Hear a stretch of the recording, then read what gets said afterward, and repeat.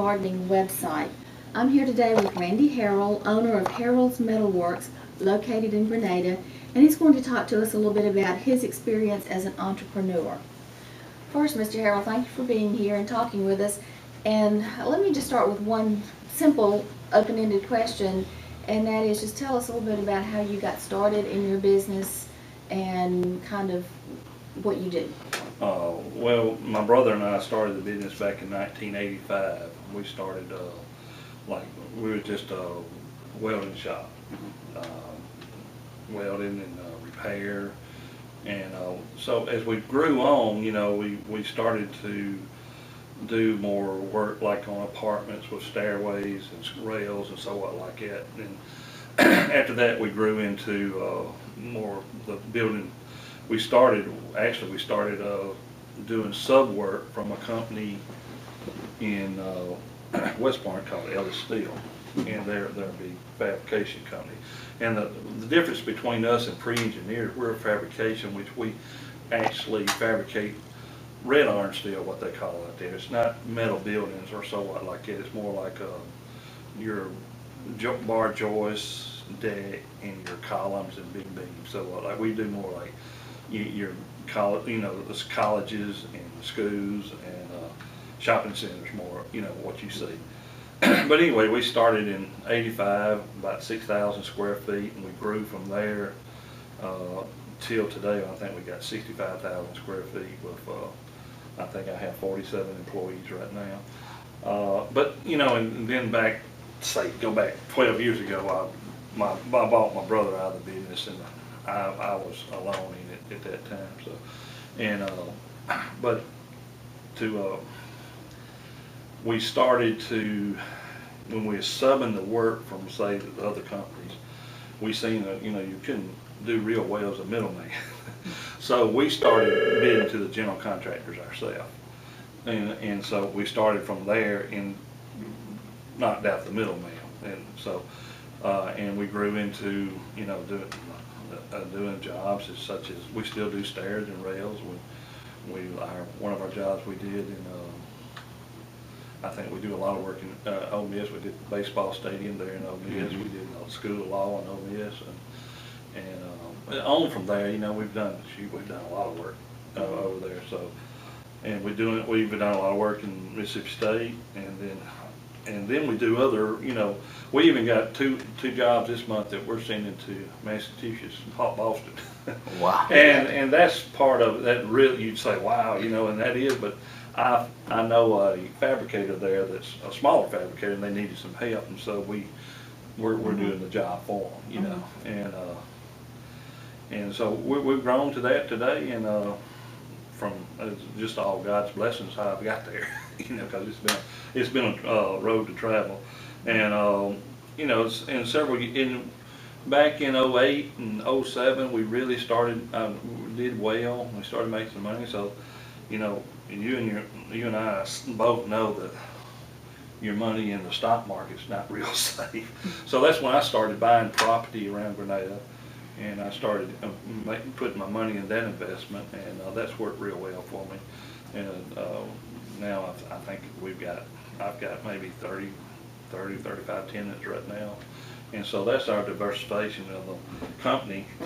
Where if something happens here, you've got that to fall back on. But that kind of sums it up where we've been. Okay.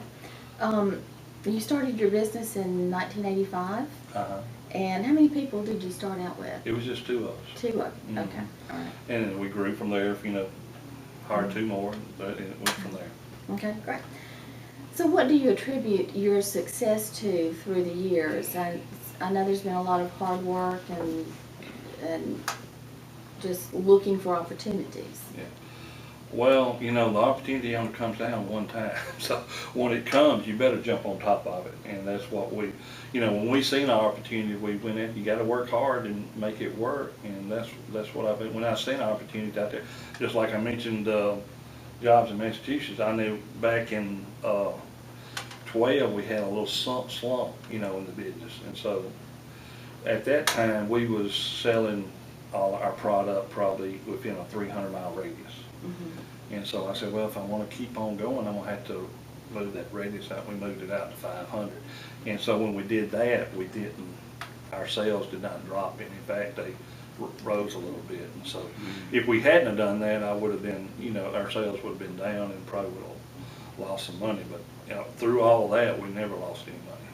So that was a blessing. And that kind of leads into maybe a little more discussion on what has enabled you and your business to survive through the tough times. Well, that was one of them.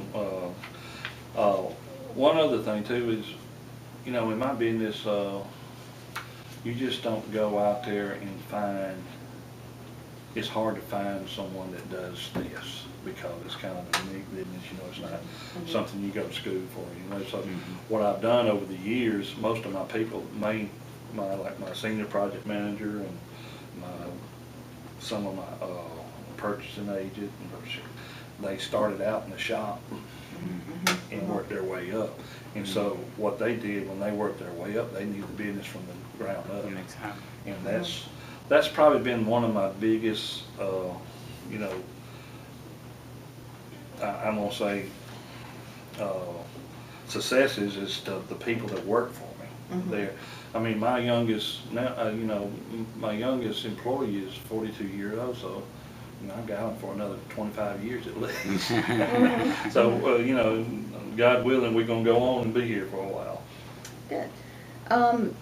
Is there a major challenge, something that when you first kind of looked at it, you thought, oh, I don't know if I can get past this or not? Well, the biggest challenge in my business right now is, we do annual sales of probably between 10 to 15 million a year. Well, in order to do that kind of sales is your capital. So it took a long time to get enough capital and leaving it in the company in order to get where I am today.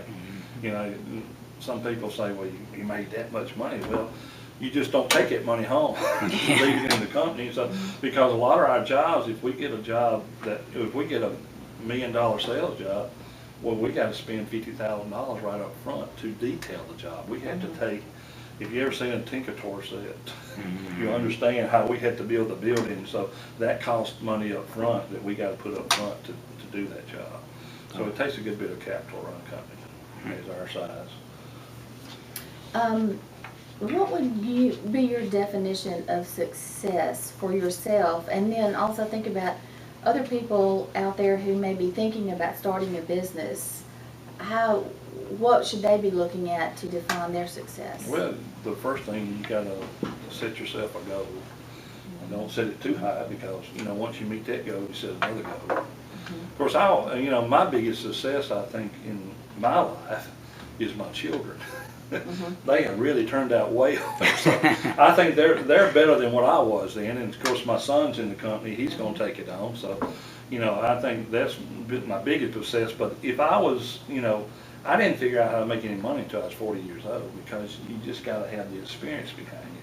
So, some of them, if you're out there and you're working and you learn your job well, then maybe later on when you get your house paid for, you got some capital that you can go back and draw and borrow. And if you learn your job well, you can go out on your own and do it, and just work. I tell everybody all the time, there's only one way I know how to make this business go, and that's work. We work every day.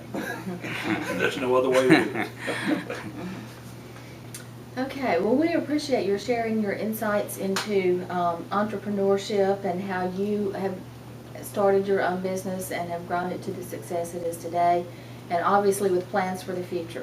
Thank you.